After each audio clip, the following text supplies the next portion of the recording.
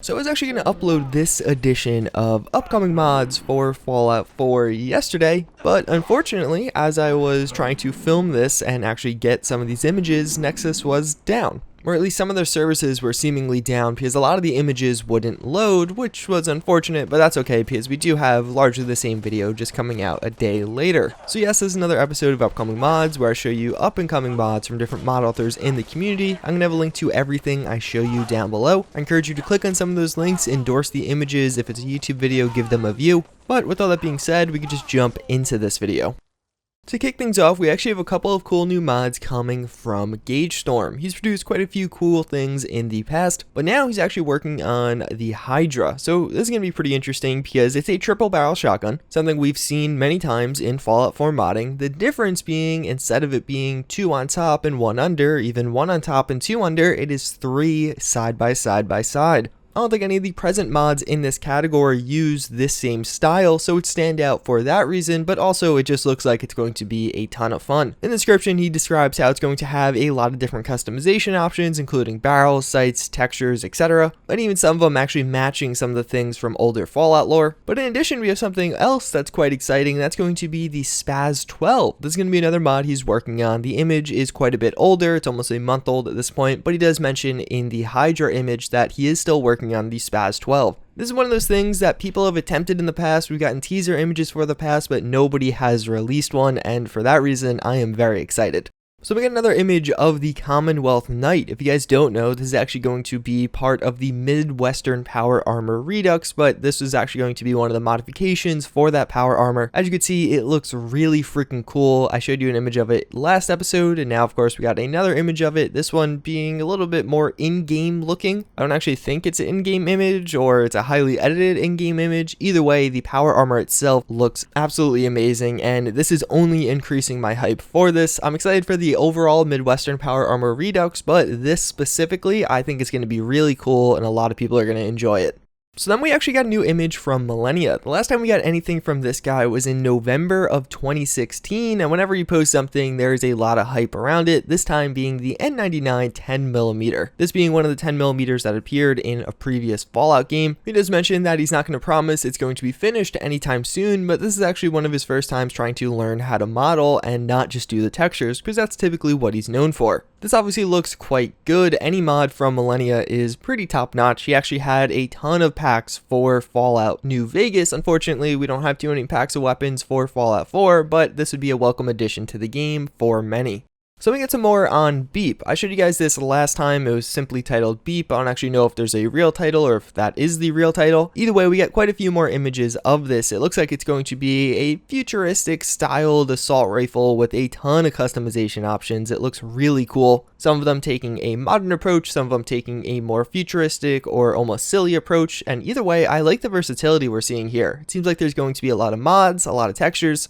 And just in general, I like the aesthetic of this thing. It looks like it's going to fit into Fallout quite well, as maybe being something that was a prototype and never got finished before the bombs dropped. And I do like also in some of these images, you could see little tidbits of Fallout lore splashed in, such as one of the scopes, you could see the Vault-Tec logo. It's small, but again, I really enjoy that stuff. Either way, I'm quite excited for this one. I'm excited to find out more about it. We don't know when it's coming out, but the images have been counting down, and now we are finally at Beep 1, starting from Beep 7 or 8, so maybe that means the release is soon. It definitely looks like it is pretty feature rich. So we actually have the Schofield Remake. This is going to be a mod by Kumble, I don't know, however you say the guy's name, and this is actually something that he's made already. The Schofield is a mod you can download for Fallout 4, and obviously now he is remaking it, hopefully with higher textures, some more customization options, and the typical things you see with a remake. One thing I really love about this guy's mods are that it actually allows you to kind of have an early game alternative. This particular one, of course, being an early level revolver, so you could have a low damage revolver, and then as you progress, you could maybe switch to a 44 revolver as you found that on higher level lists, but it gave you an introductory revolver to mess around with and flesh out some of those early level lists so you don't just see pipe pistols everywhere. Personally, I like his mods. I really love the theme he takes with them, and this one is looking pretty cool. The released one's already quite high quality, so I'm excited to see how much higher quality this one ends up being.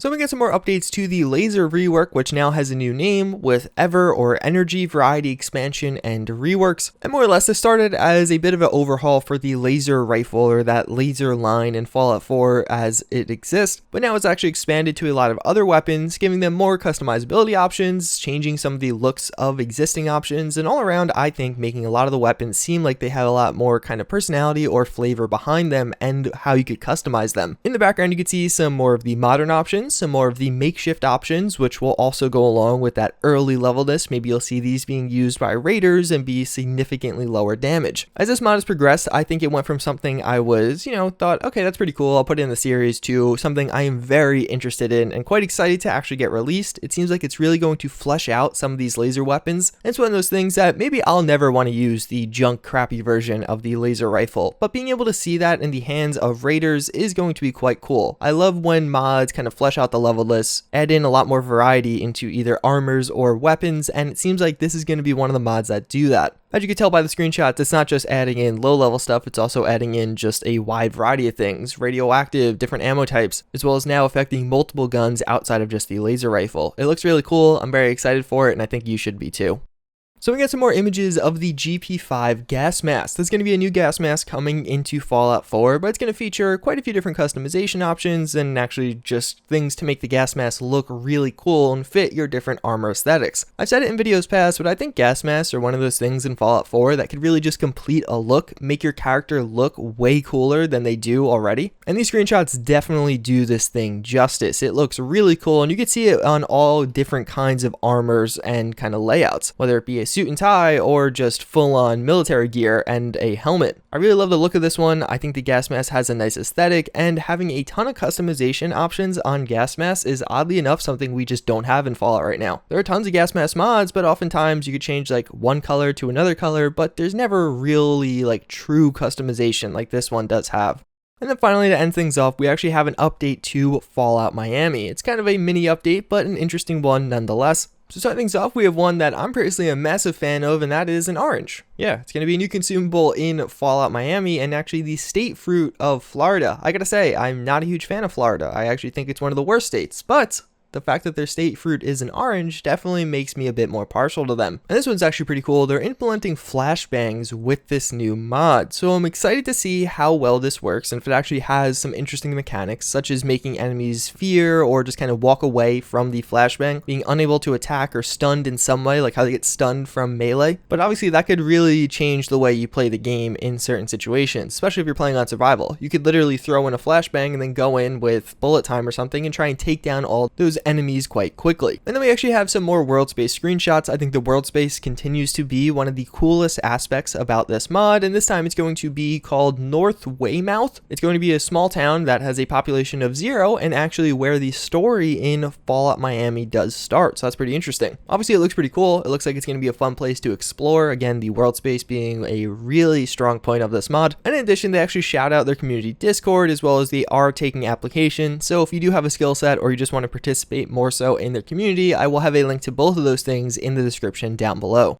So that's pretty much going to wrap it up for this video, but before we end things off, we have today's psychology fun fact of the day, which will be sponsored by BetterHelp. BetterHelp's a website where you can connect with literally thousands of online counselors to get your mental health needs satisfied. Right now, I would say it is probably one of the best mental health services online to actually connect with counselors. It provides you with different price options and actually gets cheaper as you stay in the program. It is way more affordable than going to a physical location, and the way you interact with the mental health specialist is up to you. If you just want to do a text chat or just a voice chat or even all the way up to a video chat, those options are all laid out to you, and it's really meant to make you feel as comfortable as possible and just solve whatever issues you're having. If you guys do want to sign up, you can do that by clicking on the link down below at the top of the description. So this fun fact is actually going to be pretty interesting, and I'm sure a lot of you guys are going to love to hear it. What it's going to look at is how playing intense video games, so high action games, high paced games specifically, affects your encoding speed to visual short-term memory. So more or less what the study found found. I'll have a link to it down below in the description if you want to read the full article. If you're a student, you could typically get this stuff for free. If you're not, you may have to pay for it or, you know, find it online somehow. So they set up 3 groups in this study: people that play video games very light over the month, so under 2 hours a month,